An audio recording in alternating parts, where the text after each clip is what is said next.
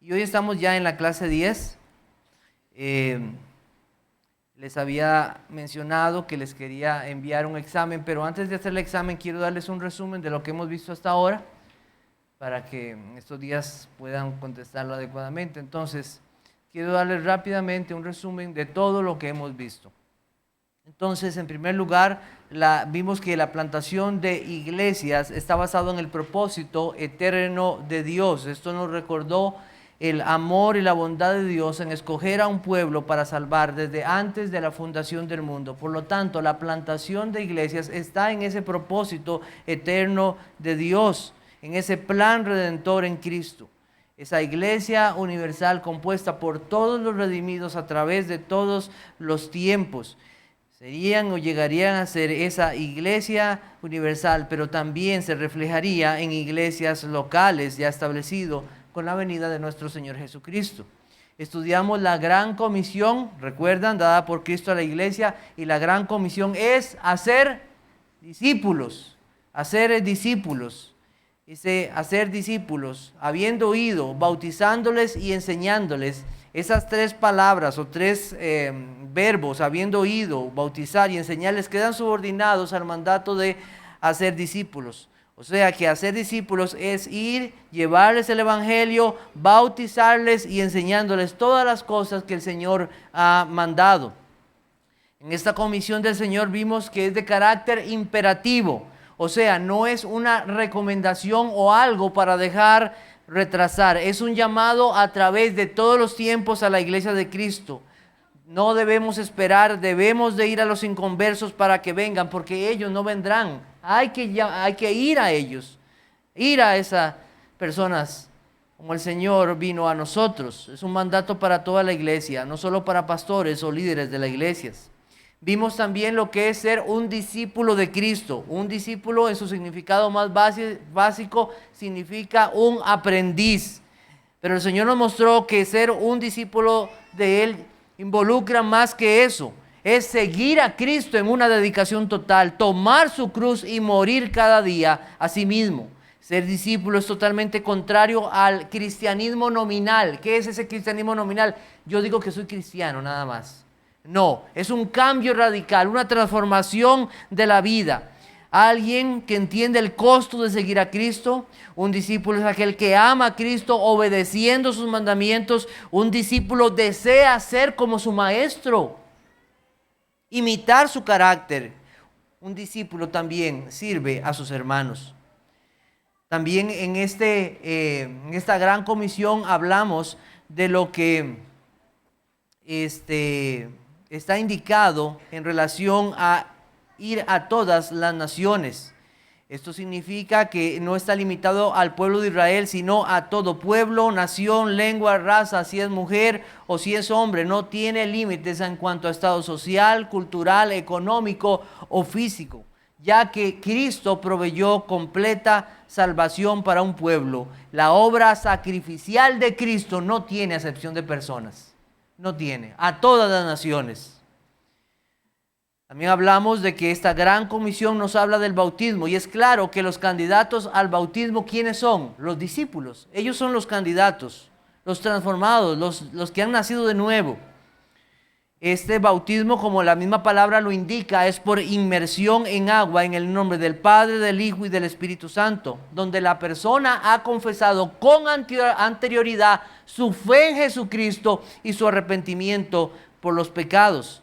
El bautismo es un símbolo de las bendiciones del Evangelio y nos recuerda nuestra unión con el Señor Jesucristo en su muerte y su resurrección. Los bautizados confiesan públicamente que Jesucristo es Señor, que Jesucristo es Señor y Salvador. Es una señal para ellos de su unión con Cristo. Después nosotros iniciamos con lo que fue la plantación de iglesias, viendo lo que había sucedido en el libro de los Hechos. Recordamos lo que pasó en Pentecostés con la predicación de Pedro y la llegada del Espíritu Santo de forma permanente y con gran poder. Vimos la predicación que comenzó con ese poder de Dios en Jerusalén y alrededores, pero no se extendió más allá, a pesar de que el Señor había mandado que ese evangelio fuera a todas las naciones. a todos los pueblos. Así que el Señor, que este corazón duro del pueblo de Dios, no paró el avance del evangelio, sino que Dios hizo que ese evangelio fuera llevado. Y la muerte de aquel hombre, siervo de Dios, Esteban, de los primeros diáconos, aquel mártir, sirvió para que ese evangelio llegara a todas las naciones, porque la iglesia fue esparcida y Dios trajo esto para que el evangelio llegara a muchos otros lugares. Así que vimos que es la iglesia la que tiene la misión de plantar iglesias, designar hombres para este ministerio, enviarlos a predicar el evangelio. Los que son enviados están bajo la autoridad de la iglesia para establecer iglesias y que igual deben establecer hombres de Dios en esas iglesias.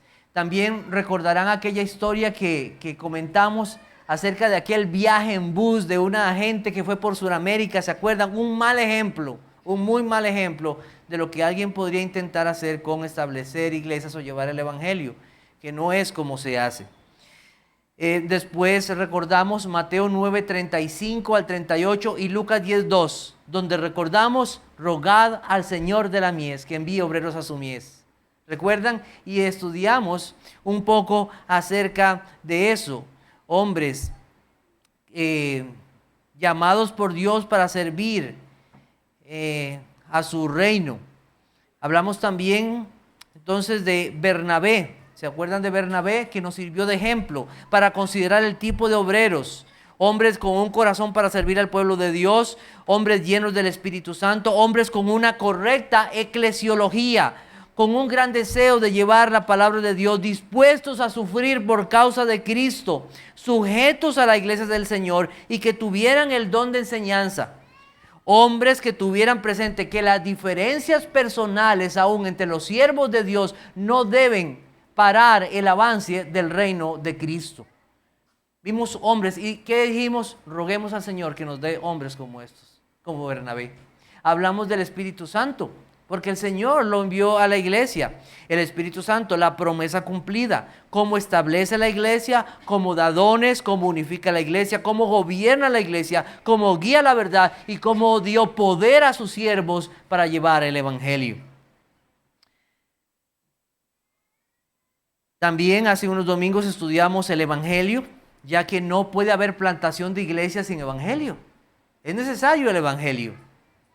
Lo definimos bíblicamente, leímos bastantes pasajes que nos mostraban en el libro de los Hechos cómo fue el mensaje que llevaron los discípulos.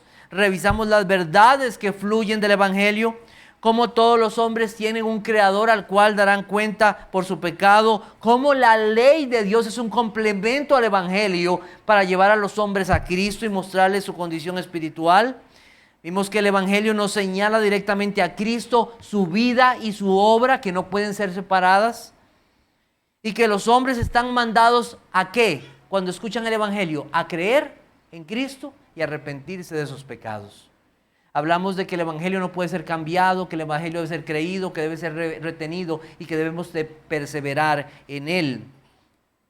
Finalmente, dimos las razones para proclamar el evangelio. ¿Recuerdan algunas de las razones? Por la gloria de Dios. Por la gloria de Dios. También hablamos de que aunque existe y sabemos que hay un Dios soberano que ha elegido un pueblo para su gloria, eso no limita, sino más bien que el Señor determinó el medio para que eso sucediera y fue el evangelio, es el evangelio. Y más bien lo establece y nos da esperanza sabiendo que llevando ese evangelio Dios tiene un pueblo al cual Él llamará para su gloria. Vimos también que llevamos este evangelio por amor al prójimo, sabiendo el juicio y el destino final en el infierno que les espera a las personas sin Cristo y también por el gozo de los que creen y se arrepienten. Hablamos de esas cosas. Durante este mes que nos queda, ya entramos a medio año y lo que veremos en este último tiempo tiene que ver con cómo estamos involucrados en la plantación de iglesias, un poco del proceso de la plantación de iglesias, preguntas generales en cuanto a la plantación de iglesia y veremos unos ejemplos acerca de misioneros enviados por iglesias. Entonces empezamos con este primer tema, ¿Cómo participamos o cómo estamos involucrados en la plantación de iglesias? Y lo primero es llevando el Evangelio. Una iglesia que comprende bien el Evangelio, una iglesia que comprende lo que Cristo le ha mandado, es una iglesia que tiene en todos sus miembros un gran deseo por plantar iglesias. Cuando hay en la iglesia un correcto entendimiento, viven a la luz del mensaje del Evangelio, hay en ellos un deseo porque otros conozcan de Cristo. Y eso es muy importante. Toda iglesia de Cristo debe predicar el Evangelio cada día del Señor. Y gracias a Dios porque se hace aquí. Hay iglesias donde no se hace eso. Debemos buscar a los perdidos, hacer discípulos, plantar iglesias. Si una iglesia que se llama iglesia no está haciendo eso, no está obedeciendo al Señor. No está haciendo a la voluntad del Señor. Y se está dedicando a otras cosas, actividades sociales, cualquier otra cosa, pero menos hacer lo que Dios manda a su pueblo como iglesia. Mateo capítulo 7, versículos del 21 al 23, hay una amonestación y una advertencia muy seria, muy seria. Mateo 7, 21 al 23. Dice así: no todo el que me dice Señor, Señor entrará en el reino de los cielos, sino el que hace la voluntad de mi Padre que está en los cielos. Muchos me dirán en aquel día: Señor, Señor, ¿no profetizamos en tu nombre? Y en tu nombre echamos fuera demonios, y en tu nombre hicimos muchos milagros. Entonces les declararé: nunca os conocí, apartaos de mí, hacedores de maldad. Terribles las palabras, nunca os conocí, ¿verdad? Pero vean que el Señor les habla: ustedes nunca hicieron mi voluntad, nunca me conocieron, nunca quisieron hacer aquello que yo les mandé. La gran comisión es parte de ese mandamiento de Dios a la iglesia y debemos ser obedientes al Señor. El Señor ha mandado esto. No son los hombres, es Dios mismo. Ahí se nos dice que llamaron a Cristo Señor y no hicieron su voluntad. Así que toda iglesia que llama a Cristo Señor debe asegurarse en ser obediente, llevar el Evangelio y hacer discípulos. Es para nosotros un buen ejemplo lo que hizo la iglesia en Tesalónica. Vamos a 1 de Tesalonicenses 1, versículos 5 al 8. 1 de Tesalonicenses, capítulo 1, versículos 5 al 8. Dice: pues nuestro Evangelio no llegó a vosotros en palabras solamente, sino también en poder, en el Espíritu Santo y en plena certidumbre, como bien sabéis cuáles fuimos entre vosotros por amor de vosotros.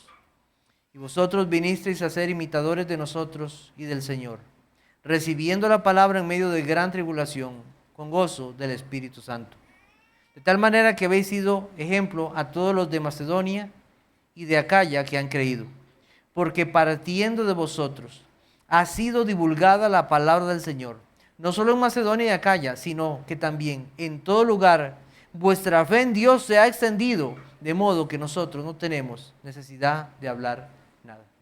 Qué ejemplo, ¿verdad?, para nuestra iglesia. Una iglesia comprometida con llevar el mensaje del Evangelio a los perdidos. No se centró en sí misma, sino que habiendo oído, que habiendo recibido de gracia, van y dan de gracia, llevando el Evangelio. Entonces, ¿cómo participamos en la plantación de iglesias? Llevando el mensaje del Evangelio. Cada creyente debe asegurarse que está en esta labor. La Biblia dice en Proverbios capítulo 11, versículo 30, el fruto del justo es árbol de vida y el que gana almas es sabio. ¿Cuánta sabiduría hay en esto? ¿Cuánto entendimiento de la voluntad del Señor en ganar almas? Decía Carlos Spurgeon en su libro Ganadores de Hombres, este ganar tiene un sentido militar, como cuando se gana una ciudad, un castillo o una batalla. Para tomar el corazón de un hombre por la viva fuerza de la gracia, para capturarlo, para hacer pedazos el cerrojo del vicio y quebrar las puertas de su prejuicio, se requiere una habilidad que solamente Cristo puede dar. para arrastrar los arietes, que se sacudan de la dura piedra, que sus conciencias sean amonestadas, para que su corazón se estremezca y se tambalee en su interior, por temor a la ira que ha de venir. En una palabra, para asaltar un arma con toda la artillería del Evangelio, se necesita un hombre sabio y dedicado por completo a la obra. Se necesita un ejército de salvación. ¿Está usted? ¿Es uno de ellos? ¿Es uno de ellos que tiene puesta la insignia para llevar ese evangelio? ¿Está usted ganando almas para Cristo? ¿Ha estado usted intencionalmente buscando oportunidades para dar el evangelio y considerando la bendición de ganar almas para Cristo, para que lleguen a los pies de Cristo y se establezcan nuevas iglesias? Entonces participamos en plantar iglesias a llevar el evangelio, cada uno. En segundo lugar, participamos en la plantación de iglesias cuando oramos para que el mensaje del evangelio sea llevado y almas lleguen a Cristo. Muy bonita la historia que voy a contarles. Dice, se cuenta de un hombre pobre que de rodillas picaba granito al borde de un camino. Y a quien un ministro al pasar junto a él le dijo, amigo mío, he aquí que tu trabajo es muy duro. Tu labor es exactamente igual que la mía. Tú tienes que romper piedras al igual que yo. Así contestó el hombre. Y si usted tiene que arreglárselas para romper corazones de piedra, deberá hacerlo como yo, de rodillas. Aquel hombre tenía razón. Nadie puede usar bien el martillo del evangelio para romper corazones si no aprende a estar de rodillas. Decía además, no nos aventuremos a hablar a los hombres de Dios si primero no hemos hablado a Dios de los hombres. Hay que orar por las almas. Nosotros no podemos convertirlas, pero el Señor sí lo hace, por su Espíritu, por su palabra. Efesios capítulo 6, versículos 18 al 20. Efesios capítulo 6, versículos 18 al 20. Decía el apóstol Pablo, orando en todo tiempo, con toda oración y súplica en el Espíritu, y velando en ello con toda perseverancia y súplica por todos los santos y por mí, a fin de que al abrir mi boca me sea dada palabra para dar a conocer con denuedo el misterio del evangelio, por lo cual soy embajador en cadenas, que con denuedo hable de él como debo hablar. ¿Qué palabras? Que hable con valentía, que hable de él con la verdad. Y Pablo decía, rueguen por mí, hagan súplicas constantes por mí, porque necesito de sus oraciones. Ya hemos estudiado que Dios pide que le roguemos para que envíe obreros a su mies, pero también se nos pide a orar por la predicación del evangelio. Nosotros estudiamos las razones para llevar el evangelio. Todos debemos de hacerlo. Pero hemos de saber que posiblemente no todos irán a ciertos lugares para plantar iglesias. Será Dios quien llame hombres para esta labor. Pero entonces, ¿qué podemos hacer?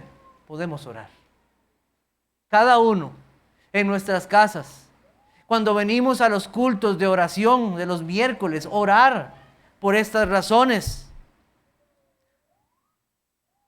Gracias a Dios nos ha dado un grupo de hombres en esta iglesia para ser discipulados. Hombres que se están preparando para la obra del ministerio. Pero los pastores no podemos apartarlos para el ministerio, solo el Espíritu Santo. No podemos poner en ellos el ardiente anhelo por servir a Cristo como pastores o como un Bernabé o un Pablo para ir a otros lugares y llevar el evangelio para ser discípulos. Así que, hermanos, oremos por estos hermanos que están siendo enseñados.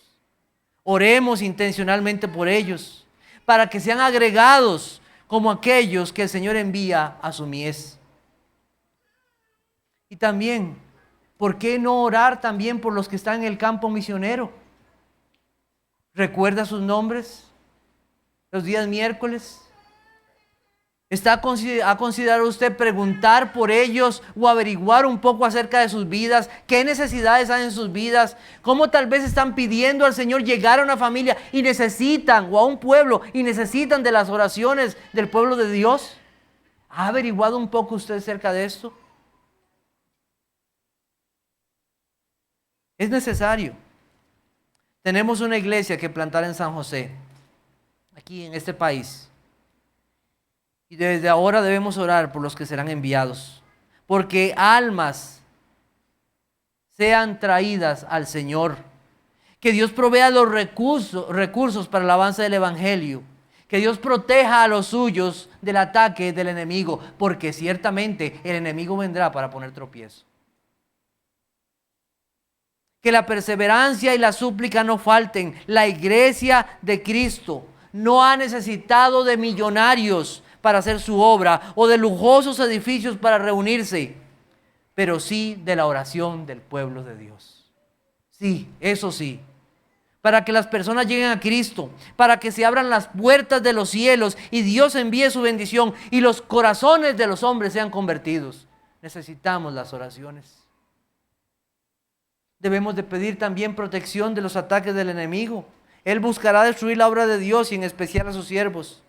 Así que hay motivo constante de oración. Es seguro que el Hades con todas sus fuerzas buscará tropezar o hacer tropezar la obra del Señor. Nuestra confianza está en Dios y por eso hay todo motivo para orar. Entonces participamos de la plantación de iglesias orando. En tercer lugar, participamos en la plantación de iglesias ofrendando. Vamos a buscar varios pasajes. Lucas capítulo 8.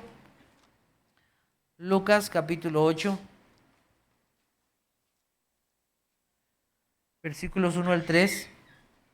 Dice: aconteció después que Jesús iba por todas las ciudades y aldeas, predicando y anunciando el evangelio del reino de Dios, y los 12 con él. Y algunas mujeres que habían sido sanadas de espíritus malos y de enfermedades, María que se llamaba Magdalena, de la que habían salido 7 demonios, Juana, mujer de Chuza, intendente de Herodes, y Susana, y otras muchas que le servían de sus bienes. El ministerio de Cristo fue sustentado y Dios usó a estas mujeres para que con sus bienes sirvieran al reino. Vamos a buscar 1 Corintios 16:1. 1 Corintios capítulo 16, versículo 1.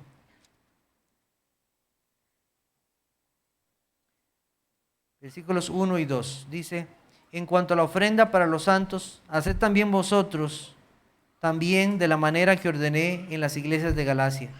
Cada primer día de la semana, cada uno de vosotros ponga aparte algo, según haya prosperado, guardándolo, para que cuando yo llegue no se recojan entonces ofrendas. Ofrendar para el reino de Cristo. Segunda de Corintios capítulo 8. Segunda de Corintios, un poco más adelante, capítulo 8, versículo 19 al 21. Y no solo esto, sino que también fue designado por las iglesias como compañero de nuestra peregrinación para llevar este donativo, que es administrado por nosotros para gloria del Señor mismo y para demostrar vuestra buena voluntad, evitando que nadie nos censure en cuanto a esta ofrenda abundante que administramos, procurando hacer las cosas honradamente, no solo delante del Señor, sino también delante de los hombres. Ofrendas para el reino de Cristo y administradas honradamente por sus siervos también. Capítulo 9, versículo 7. Cada uno dé como propuso en su corazón, no con tristeza ni por necesidad, porque Dios ama al dador alegre. Versículos 12 y 13. Porque la administración de este servicio no solamente suple lo que a los santos falta, sino que también abunda en muchas acciones de gracias a Dios. Pues por la experiencia de esta ministración glorifican a Dios por la obediencia que profesáis al Evangelio de Cristo y por la liberalidad de vuestra contribución para ellos y para todos. Dios dé corazones como estos para dar con liberalidad. La iglesia del Señor no necesita de rifas, bingos, venta de comidas para hacer la obra. Es por medio de la ofrenda de su iglesia, administrada honradamente para cubrir las necesidades en la expansión del reino de Cristo. No todas las iglesias tienen la misma capacidad de dar, pero ya sea mucho o poco, lo importante es ser fieles al Señor con la ofrenda. Conforme haya prosperado, nos recuerda la Biblia. Conforme usted avanza, debe entonces procurar el avance del reino de Cristo. Tal vez Dios te permitió un nuevo trabajo y vas a poder ganar un poco más. ¿Y qué es lo que primero has pensado? Ay, ya ahora sí voy a poder comprarme ese nuevo celular que estaba pensando. Tal vez el que tienes está bueno. ¿No has pensado que tal vez ahora tienes un poco más para el reino de Cristo? Conforme cada uno haya prosperado.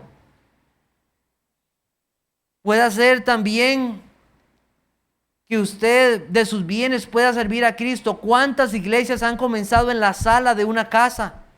¿Cuántos con sus medios de transporte han ayudado para llevar personas a las iglesias? ¿Cuántas familias creyentes han tomado el propósito de hacer un ahorro personal aparte para ayudar a algún misionero?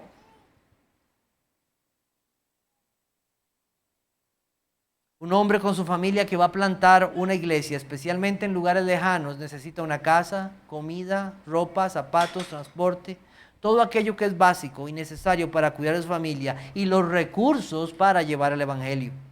En tiempos pasados, una imprenta era algo muy valioso para hacer llegar las Biblias a los pueblos, pero hoy también podemos usar los medios tecnológicos para servir a Cristo. ¿Cuántos han podido servir al Señor por medio de la radio en lugares lejanos o usando los servicios de plataformas tecnológicas para hacer llegar el mensaje del Evangelio de Cristo? ¿Cómo lo que el Señor le ha dado a usted sirve para el avance del reino de Cristo? ¿Cómo puedo servir al Señor en la gran comisión con lo que el Señor me ha dado? Cuando Dios nos demande un día, ¿qué hicimos con lo que te di? ¿Será posible que actuemos como aquel hombre necio que tomó lo que el Señor le había dado y lo escondió en la tierra? ¿Actuaremos neciamente y nunca lo usamos para servir al reino de Cristo? Y después ya fue llamado un siervo inútil. Quiera Dios que no seamos como ese hombre, sino que nuestro anhelo sea como dice un himno. Anhelo trabajar por el Señor, confiando en su palabra y en su amor. Quiero yo cantar y orar y ocupado siempre estar en la viña del Señor. Trabajar y orar en la viña del Señor. Mi anhelo es orar y ocupado siempre estar en la viña del Señor. Que recordemos esas palabras. ¿Y hasta dónde vamos ahora entonces? Vamos a algunos puntos en relación al proceso de plantación de una iglesia, en relación a todo lo que hemos visto.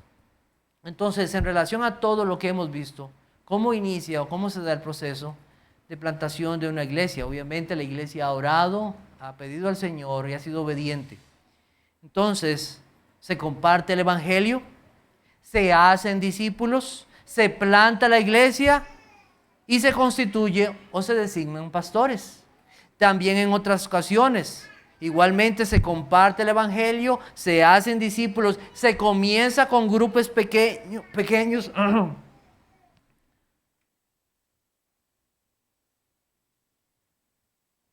Después se constituye o se planta la iglesia y se establecen pastores.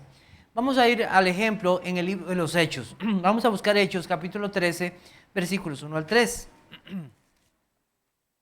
Hechos capítulo 13, versículos 1 al 3. Como ya lo había mencionado, creo que en alguna ocasión anterior, el libro de los Hechos no fue escrito como un manual paso a paso para saber cómo plantar una iglesia. No fue escrito, no fue eso. Aprendemos de lo que leemos, del ejemplo que tenemos ahí, de eso aprendemos. Hechos 13, versículos 1 al 3, dice: entonces había en la iglesia que estaba en Antioquía profetas y maestros: Bernabé, Simón el que se llamaba Níger, Lucio de Cirene, Manaén, el que se había criado junto con Herodes el tetrarca, y Saulo. Ministrando estos al Señor y ayunando, dijo el Espíritu Santo: apartadme a Bernabé y a Saulo para la obra que los he llamado. Entonces, habiendo ayunado y orado, les impusieron las manos y los despidieron. Entonces vemos una iglesia involucrada en la plantación de iglesias, orando, ayunando, pidiendo al Señor quiénes serán aquellos que van a ser enviados y comisionados por la iglesia. Entonces, ¿qué hicieron estos que fueron enviados? ¿Cómo comenzaron? ¿Qué hicieron? Capítulo 13, versículo 5. Y llegados a Salamina, anunciaban la palabra de Dios en las sinagogas de los judíos. Tenían también a Juan de ayudante. Versículo 14. Dice: ellos, pasando de Perge, llegaron a Antioquía de Pisidia y entraron en la sinagoga un día de reposo y se sentaron. Versículo 42. Cuando salieron ellos de las sinagogas de los judíos, los gentiles les rogaban que el siguiente día de reposo les hablase de estas cosas. Entonces, ¿qué hicieron los apóstoles? Fueron a aquellos lugares donde estaban los judíos para hablarles el mensaje del evangelio. Fue una de las cosas que hicieron. ¿Qué más hicieron los discípulos de Cristo? Predicaron en las calles y lugares de reunión. Hechos capítulo 16. Vamos a Hechos capítulo 16, versículos 13 y 14. Y un día de reposo salimos fuera de la puerta, junto al río, donde solía hacerse la oración, y sentándonos hablamos a las mujeres que se habían reunido. Entonces una mujer llamada Lidia, vendedora de púrpura de la ciudad de Tiatira, que adoraba a Dios, estaba oyendo, y el Señor abrió el corazón de ella para que estuviese atenta a lo que Pablo decía. Y cuando fue bautizada, y su familia nos rogó diciendo: si habéis juzgado que yo sea fiel al Señor, entrad en mi casa y posad. Y nos obligó a quedarnos. Entonces, vemos que lugares de reunión fueron usados para llevar el evangelio. Capítulo 17, versículo 17. Dice: así que discutía en las sinagogas con los judíos y piadosos, y en la plaza cada día con los que concurrían. Entonces, en lugares públicos se predicaba el evangelio. También en las casas. Hechos capítulo 10, un poquito atrás, versículo 32. Hablando del apóstol Pedro: envía pues a Jope y haz venir a Simón, el que tiene por sobrenombre Pedro, el cual mora en casa de Simón, un curtidor junto al mar, y cuando llegue él te hablará. Así que luego envié por ti, y tú has hecho bien en venir. Ahora pues, todos nosotros estamos aquí en la presencia de Dios para oír todo lo que Dios te ha mandado. En las casas se enseñaba el evangelio. Al final de Hechos, el apóstol Pablo, Hechos capítulo 28, versículos 30 y 31. Hechos capítulo 28, versículos 30 y 31. Dice: y Pablo permaneció 2 años enteros en una casa alquilada, y recibía a todos los que a él venían, predicando el reino de Dios y enseñando acerca del Señor Jesucristo abiertamente y sin impedimento. Otra de las formas en que se llevó el evangelio también fue 1 a 1. Hechos capítulo 8, versículos 34 al 35. Hechos capítulo 8.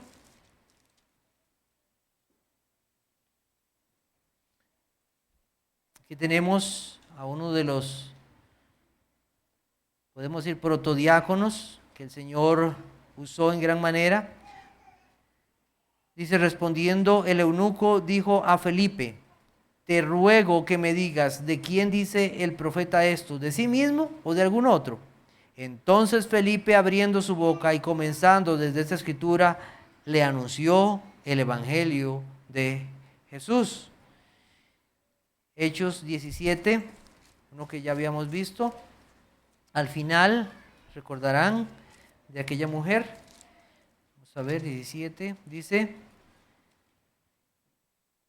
Dámaris decía, el versículo 33, y así Pablo salió de en medio de ellos, mas algunos creyeron juntándose con él, entre los cuales estaba Dionisio el Areopagita y una mujer llamada Dámaris y otros con ellos.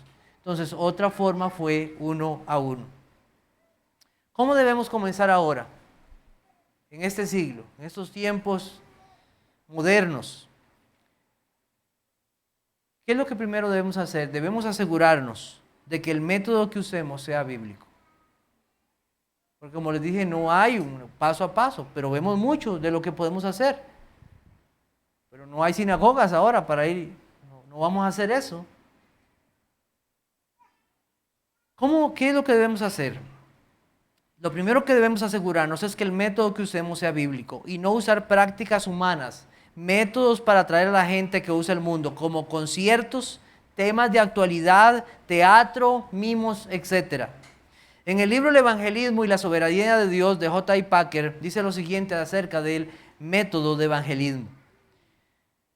Dice así lo siguiente: esto quiere decir que debemos examinar todas nuestras prácticas evangelísticas, las misiones, las campañas, los desfiles, los sermones, las reuniones pequeñas y las reuniones grandes, las charlas, los testimonios, las presentaciones personales del evangelio, los tratados que repartimos, los libros que prestamos o que vendemos, las cartas que escribimos. De cada uno deberíamos hacer las siguientes preguntas. ¿Enfatiza este método el evangelio de Cristo como mensaje de Dios? ¿Es su propósito dar al oyente una visión clara y precisa de Dios y de su verdad en vez de una visión distorsionada por las cosas humanas? ¿Presenta el evangelio como algo proveniente de la boca de Dios o como una producción humana? ¿Está libre esta presentación de la soberbia y la presunción humana? Si no, ¿glorifica al hombre? El mensaje debe tener la claridad y sencillez del mensajero, que solo quiere asegurar que el mensaje es comunicado. El mensajero no se interesa en llamar la atención a sí mismo. El mensajero desea ocultarse detrás del mensaje temiendo que el hombre lo admirara, lo exaltara o lo aplaudiera, cuando debería estar arrodillado solamente delante de su Dios y Creador omnipotente. ¿Impide o promueve este método la obra de la palabra de Dios en las mentes humanas? ¿Va a clarificar el mensaje o lo va a ocultar encerrándose en las polémicas piadosas? ¿Va a hacer que la gente piense en Dios y en su relación con Él? ¿Despertará la mente con una pesadilla horrorosa o la hará dormitar como un bebé en la cuna? ¿Hará que la gente sienta que está siendo enfrentada a una situación de vida o muerte? ¿Verán la gravedad de sus pecados y la grandeza de la gracia de Cristo? Finalmente, ¿es este método empleado para mover al hombre hacia Cristo por medio de la verdad o por medio del solo sentimiento? El método que usemos debe ser bíblico. De eso debemos asegurarnos. Para la próxima semana veremos cómo plantar una iglesia y les estaré hablando de 6 pasos recomendados. Y veremos preguntas y respuestas. ¿Qué es un misionero? ¿Qué es un plantador de iglesias? ¿Misioneras? Estaremos hablando un poco de eso, de varios temas. Si tienen preguntas hasta ahora, por favor háganmelas llegar en esta semana y las podríamos incluir también la próxima semana. Que el Señor les bendiga.